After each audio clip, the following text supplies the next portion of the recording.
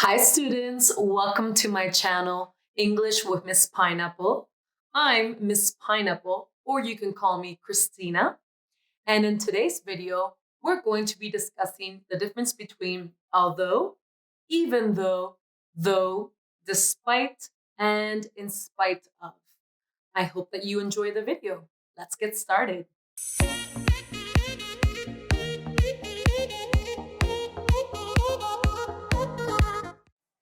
Now, although, even though, despite, and in spite of are all used in English to show contrast, and they share a similar meaning, which is why we're going to talk about all of them together today.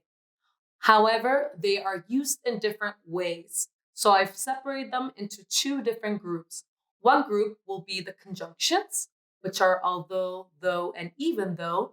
And the second group would be the propositions, despite and in spite of. Let's start with the first group.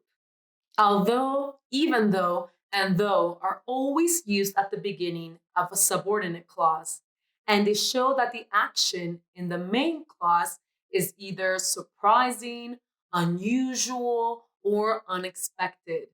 Now, you may be asking yourself, what is a clause? A clause is a group of words that contains a subject, a verb, or verb phrase.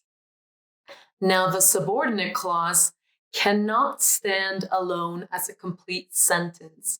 It is there to support and complement the main clause. That's why we also can call the subordinate clause the dependent clause, because it needs and depends on the main clause for the sentence to make sense. Now, the conjunctions though, although, and even though can be used both at the beginning of a sentence or at the beginning of the subordinate clause, and also in between the main clause and the subordinate clause. So now let's take a look at two examples. In both examples, we're going to use the conjunctions at the beginning and also in the middle so that you can take a look at the differences in structure. Really, the only difference is where we place the conjunctions, but the meaning stays exactly the same. Let's take a look.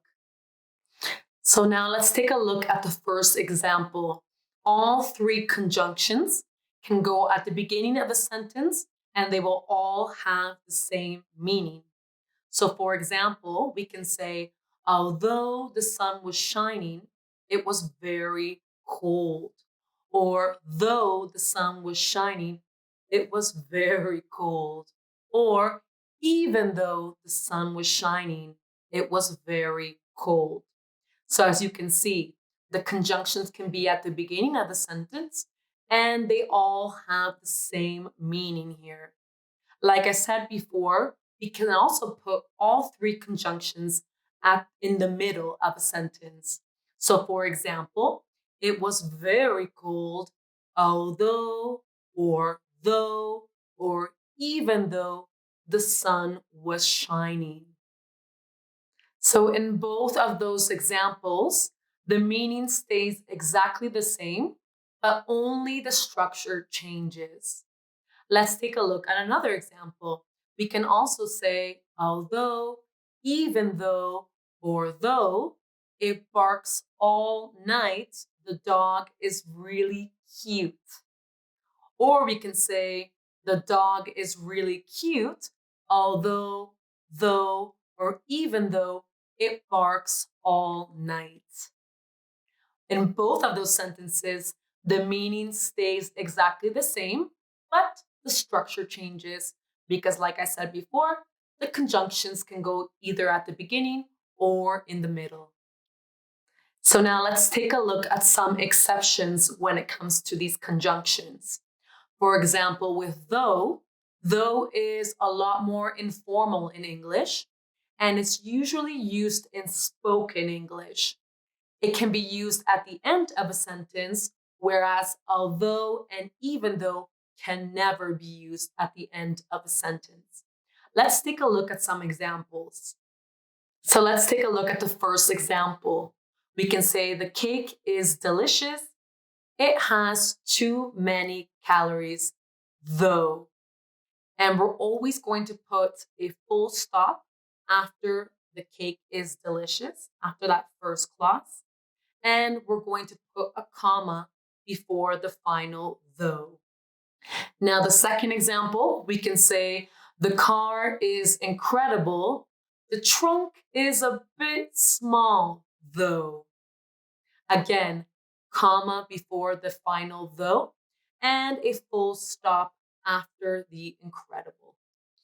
Second exception, though can also be used with as to mean as if. So as though and as if can have a similar meaning in these sentences. We cannot say, however, as although or as even though. Let's take a look at two examples. First example, it sounds as though you had a fun time at the party. Or you could say, it sounds as if you had a fun time at the party. Another example we could also use is, it looks as though it's going to rain. Or it looks as if it's going to rain. Now, the conjunction even though is a stronger, more emphatic version of though and although. It gives more emphasis to the sentence.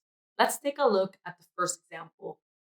First example, even though the injury was serious, he decided to finish the match. Second example, Barbara looked tired even though she had slept 8 hours the night before.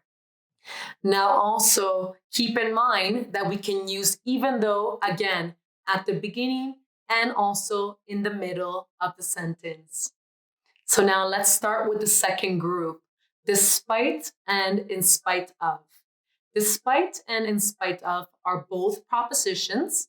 They have the exact same meaning, but despite is more commonly used than in spite of. Now, both propositions can be used at the beginning or the middle of the sentence. So, for example, we can say, despite the rain, the concert was a lot of fun. Or, in spite of the rain, the concert was a lot of fun. We can also put it in the middle. The concert was a lot of fun despite the rain. Or, the concert was a lot of fun in spite of the rain. Now, despite and in spite of can be used in two different ways. They can be used with a noun or the gerund. Let's take a look at some examples with a noun. He got the job in spite of his lack of experience. Or he got the job despite his lack of experience. Second example, in spite of the recession, Alana's company is doing extremely well. Or, despite the recession, Alana's company is doing extremely well. Now, we also mentioned that despite and in spite of can also be used with a gerund. Let's take a look at two examples. He enjoyed the party despite having a headache towards the end of it. Or he enjoyed the party in spite of having a headache towards the end of it. Second example, in spite of leaving home earlier than usual, they arrived late. Or despite leaving home earlier than usual, they arrived late. Which brings us to the end of the video. Hopefully now you can use although, though, even though, despite, and in spite of with more confidence. If you have any questions, please leave a comment down below. Or if you have any video ideas for the future, also leave a comment down below. Please like and subscribe to my channel, and I'll see you next time. Bye, class!